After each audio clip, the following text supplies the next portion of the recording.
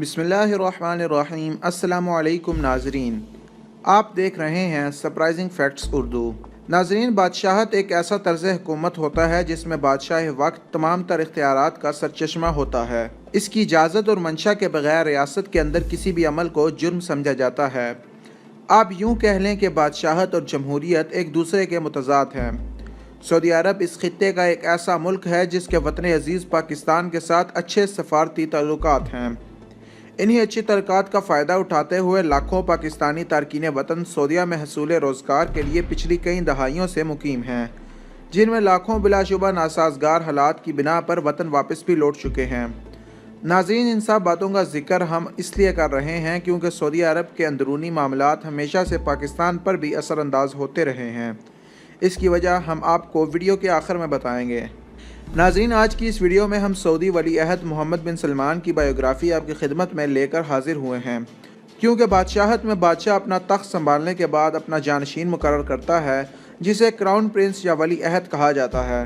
Crown Prince या जानशीन रियासत को बादशाह का नाइब भी समझा जाता है। ये वो आला और अरका ओहदा होता है जो अमीर रियासत या बादशाह वक्त के तख्त छोड़ने या अचानक दुनिया छोड़ जाने पर मुल्क के तख्त ताज का मालिक होता है। यूं क्राउन प्रिंस को किसी भी मुल्क या रियासत में आला किस्म का प्रोटोकॉल हासिल होता है। नाज़रीन, आज की वीडियो में हम सऊदी क्राउन प्रिंस की मुख्तसर मगर जामिया बायोग्राफ़ी लेकर हाजिर हुए हैं। इसके अलावा हम इनके बतौर क्राउन प्रिंस पॉलिसीज़ का जिक्र भी करेंगे। हमारे साथ रहिएगा। नाज़रीन, मोहम्मद बिन सलमान बिन अब्दुल अज़ीज़ अल सऊद इस वक्त सऊदी अरब के क्राउन प्रिंस हैं।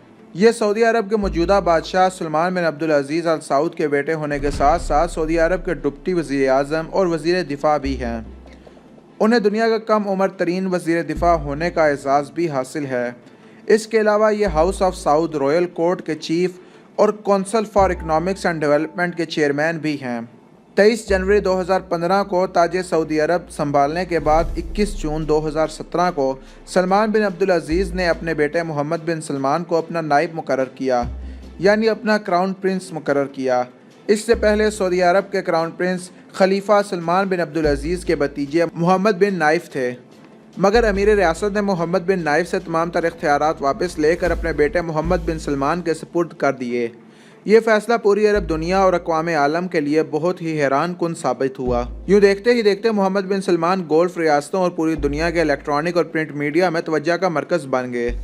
दोस्तों, ये वही मोहम्मद बिन सलमान है जो दुनिया की सबसे बड़ी military alliance Islamic military alliance के बानी और मास्टरमाइंड हैं, जिसका जिक्र हम चंद लम्हों बाद करेंगे। ये वही इस्लामिक मिलिट्री अलायंस है जिसके कमांडर इन चीफ पाकिस्तान के मर्द बहरान और साबका आर्मी चीफ जनरल राहिल शरीफ हैं।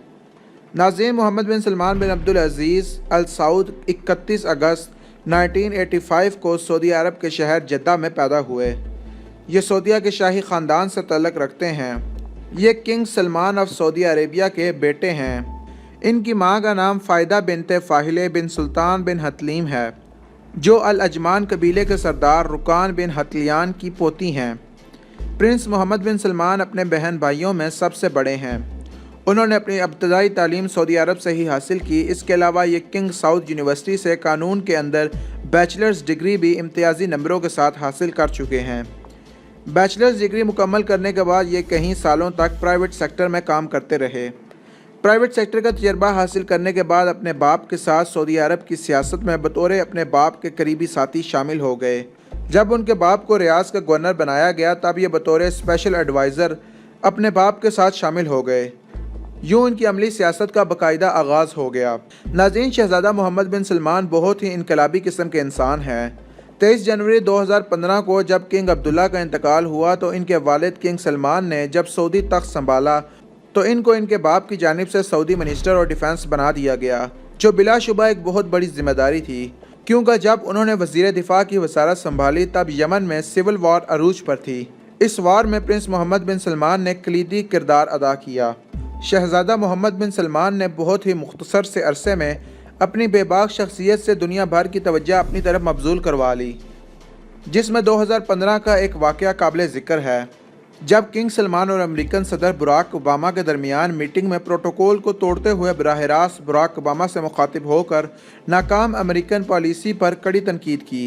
दोस्तों, मोहम्मद बिन सलमान का एक और बड़ा कारनामा इस्लामिक मिलिट्री अलायंस की तश्कील भी है। آپ یوں کہہ لیں کہ محمد بن سلمان اسلامک ملٹری الائنس یعنی IMA کے سب سے بڑے ماسٹر مائنڈ تھے۔ یہ اسلامی ممالک کی افواج کو ملا کر بنایا گیا تھا۔ ایک ایسا الائنس تھا جس کا مقصد خطے سے دہشت گردی کو ختم کرنا تھا۔ اس گرینڈ الائنس کا اعلان بھی سب سے پہلے محمد بن سلمان ال سعود نے 15 دسمبر 2015 کو کیا۔ اس الائنس کا جوائنٹ آپریشن سینٹر سعودی عرب کے شہر ریاض میں ہے۔ اس الائنس میں اب تک 34 سے زائد اسلامک ممالک شامل ہو چکے ہیں۔ یہ بات سب پاکستانیوں کے لیے باعث فخر ہونی چاہیے کہ اس گریٹ اینڈ گرینڈ الائنس کو لیڈ کرنے کی ذمہ داری پاکستانی تاریخ کے سب سے زیادہ قابل اور بہادر سپہ سالار جنرل راحیل شریف کو دی گئی ہے۔ یہاں یہ بات بھی قابل ذکر ہے کہ جنرل راحیل شریف کو اس بڑے منصب پر فائز کرنے اور انہیں اس بڑی ذمہ داری کے لیے راضی کرنے کا سہرا بھی صرف اور صرف محمد بن سلمان کو ہی جاتا ہے۔